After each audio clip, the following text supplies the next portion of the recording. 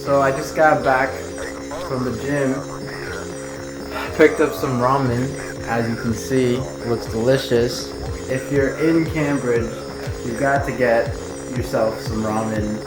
God damn, that shit is amazing, and it's some of the best, probably in the country. So definitely worth it, worth a shot. Cambridge, Chinatown, anywhere you go, some amazing ramen shops.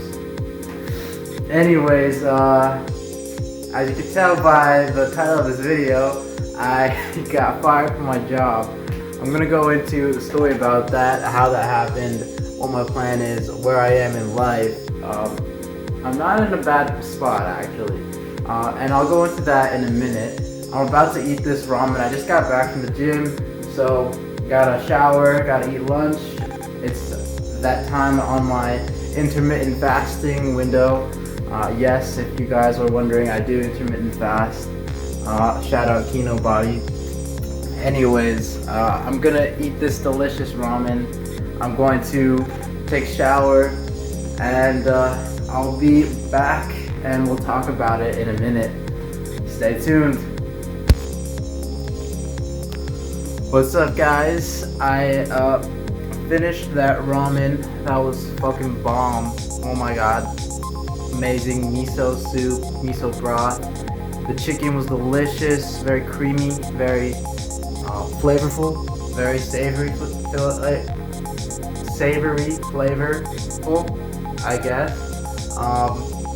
And then fried tofu with some peanut sauce. Really good. Definitely going back there again. And shout out Naruto. That was the inspiration for this ramen trip today. Also, my last name, Ali Rahman. Anyways, to the topic of this video. Well, actually, there's more stuff to kind of go over, to catch up on since returning from Ohio. Yeah, it's been quite a busy week for me. I did a whole bunch of stuff. I got this dope ass Patagonia sweater. Really soft, really comfortable. I love the color. It's going to be very durable, last for a long time. It's very warm. I'm not used to clothes being this warm, so definitely it's going to be really great in the Boston cold winter. It's gonna come in clutch. So shouts out Patagonia.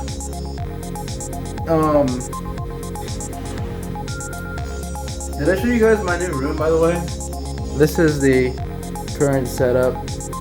I still have to do the decorations and fix everything, but for the most part, you know, this is what it's like. It's definitely worth it to be in a bigger room, a lot more space. Quality of life has improved, I feel like, dramatically. I'm starting to be happier, and life is looking a lot better. Upgrades, you know, slowly climbing up the ladder of success. But yeah, got back from Ohio last week on Monday, and it was a bitch and a half to get home though. Let me tell you, it took me like 12 hours to get back because my flight got delayed, and then it got canceled because there's a snowstorm happening in Boston. And so luckily, while I was on the phone with the guy who like reschedules the tickets, someone canceled their flight, so I got their ticket. But when I was on my way back to take that flight, just like delays and cancellations. I was at the airport, the Boston Logan Airport, at 4 a.m.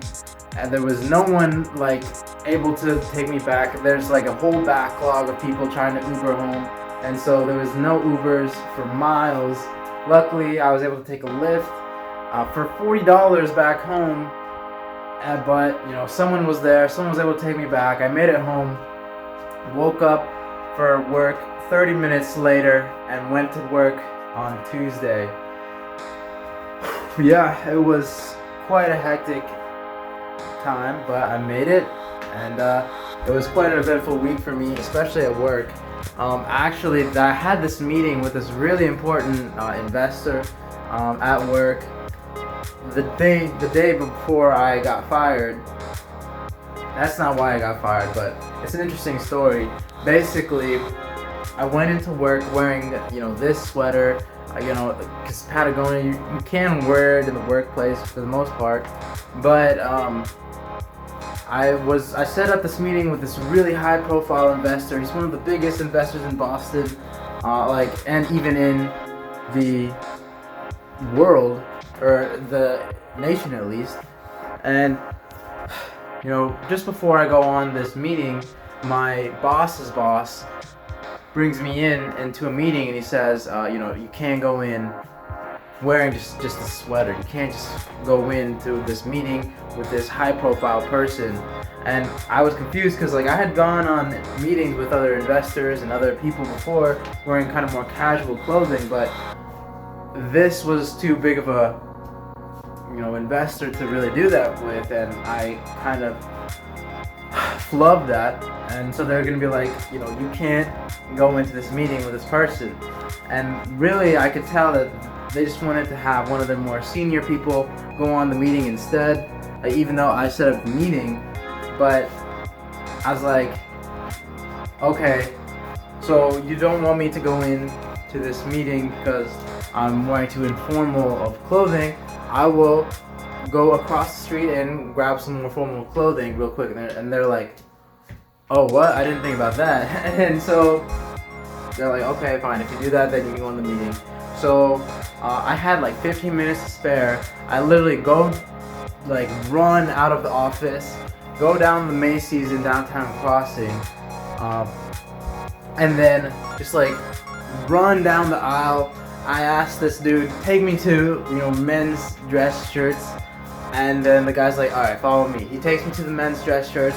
I find this shirt on sale here. I can pull it out. It's actually pretty nice. So this shirt right here, I got it. And it was on sale. Pull it in. I didn't have much money, but I was just whatever. I just gotta take the first thing I can get. I go in, the lady says, do you have a Macy's card? I don't have a Macy's card, but still she gives me a 30% discount. Anyways, I don't know, she just came in clutch. Thank you, Macy's lady. If you're watching this, I appreciate you very much. Anyways, I was able to go on the meeting. It was really dope. We went to Intelligentsia, this really high profile cafe. It's super dope. There's it's just all glass. Whole bunch of businessmen, really old folks there. It's just super high profile. And the investor, I spoke with him. That was really interesting. He was basically just bored with anything I had to say. It makes sense. I mean, he makes $2 million a year or something like that. He's pretty big a fish. So it was a really interesting experience to be, brushing shoulders with these really big fish in the city. And it made me feel okay, yeah. Things are starting to happen, life is starting to move forward. I'm starting to kind of achieve my dreams a little bit, not necessarily, but I'm getting a taste of what success is going to feel like. And that was kind of the peak of my entire career at my job at the moment. And then, the bigger you are, the harder you fall. Just as I got to the peak of my very career at my new job, the next day, they cut me loose and just said, well, we can't have you in. Well, we're gonna have to let you go, basically. We're gonna have to let you go. Doesn't look like you're very happy at your job. You're seeming like this is not right for you. And for the most part, they were right. I had not been, as enthusiastic at work as I would like to be, and to be honest, I had already rewritten my resume the night before, and I was on my way out anyways, and actually I had a plan. I had gotten my certification, my personal training certification, so I had already been lining up things to move forward with, within the next few weeks, but I did not expect them to fire me, right before the holidays and everything like that. I did, plan on quitting coming January though, so it did catch me, like a few weeks, off of schedule, but that's all right. Things don't always go according to plan, but I do have, a strategy. And in moments like this, when things, kind of fuck you up, you just gotta roll with the punches, and you've got to be able to regroup and be able to be resilient and bounce back, and you also go back to fundamentals. So at the moment, this kind of speeding ticket that I got in my plan of my personal journey, it made me kind of take a step back and regroup, and now rethink phase 2 of Ali's 10 million in 10 years plan. And essentially now I'm figuring out the next stage, but I also kind of, in moments like this, you're so used to being in a routine, a very localized and miniaturized routine, where you're going through the motions, you're doing everything every day, and you have these milestones, and you're going towards them closer and closer, but for the most part you're on autopilot. When something like this happens, your kind of pattern disrupts and your whole routine kind of breaks down, and you kind of jolted out of your old routine. And so now my eyes are open again, and it takes me back to, what is this all for? Why do I do this? What is my whole plan? What was I doing this for? Because you kind of get lost, seeing the forest from the trees when you're in the thick of it. So being cut loose from my job allowed me to, take an aerial view and finally reconsider and reconvene and re-inventory everything that I've been doing and what I've been working for and why I've been doing this. So I've gone back to the fundamentals and exactly what my bread and butter is, what my whole goal is, what my strategy was in coming here.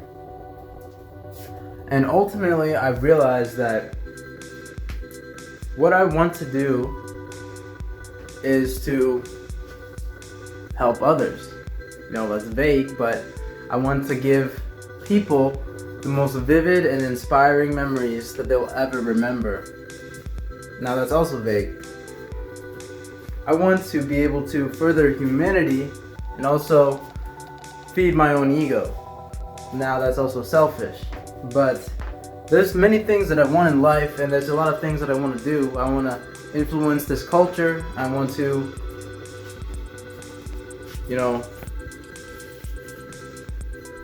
leave a legacy behind. I want to be remembered for generations and generations. I want to do a lot of things, and I want to start a business, be a tech mogul, capitalize on the AI trend, see the future, invest, be an investor, be an inventor, innovate, push the boundaries of humanity, be a pioneer, be a philosopher, be a innovator, think, leader. I want to be a lot of things, and it sounds kind of narcissistic and egotistical. Yeah, you want to do all this kind of cool stuff. You want your name written everywhere. You want to be Time Man of the Year, Man of the Decade. You want to do all this stuff, and you're just a kid in Boston, wash up, and you just got fired from your job as a recruiter. I don't look at it like that though, This is a step in the path. I have a plan, and ultimately I want to change people's lives. I want to make a difference. I want to help people feel like they can make it in this world. I want to help the person that I wish I got help from when I was younger. I want to make this life easier for the next person. I want to have the burden of life be not so heavy. Okay, that's going a little bit too deep. But anyways, that's what I want to do. And so my plan is to basically find a role as a software developer, because that's ultimately what I'm going to be doing, software development. Software, my company is going to be in software, so I need to be able to hone that skill anyways. So my next step is to try to find a job as a software developer where I can at the same time be vlogging, doing my fitness, doing my, side hustles as well, but also driving my skill set. And the wheels are turning, the gears are spinning. I couldn't tell you what's gonna happen in the next 6 months, like I couldn't tell you I'd be here 6 months ago. And so it's gonna be a wild journey. We're gonna see where it takes us, but I'm excited. I'm not worried. I'm a little nervous, but I'm not worried.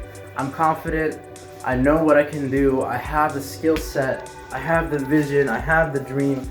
And I've read The Alchemist. And if you've read The Alchemist, you know the boy, he's a shepherd. He becomes, a diamond seller or something like that, crystal seller. He does all this stuff, even though his personal journey is to make it to Egypt.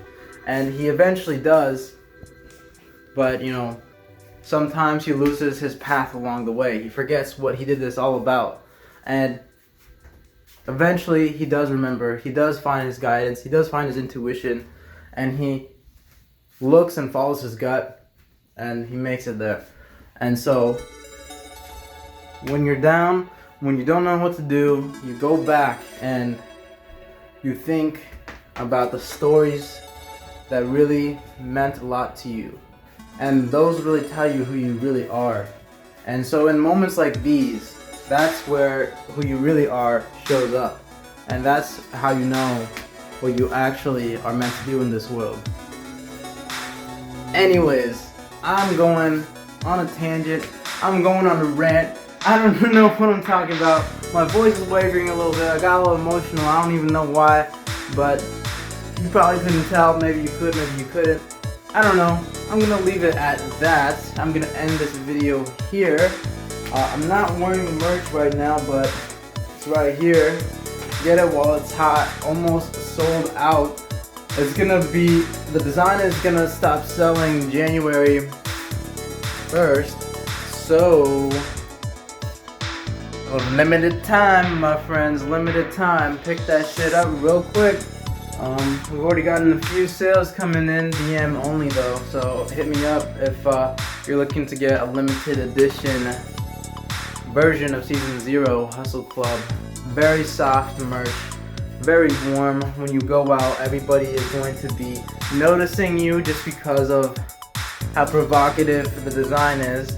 But it is pushing the boundaries, it is taking a step further, it is showing your individuality. So if that's what you're into, if that's what you believe in, pick yourself up one of these goddamn hot ass sweaters.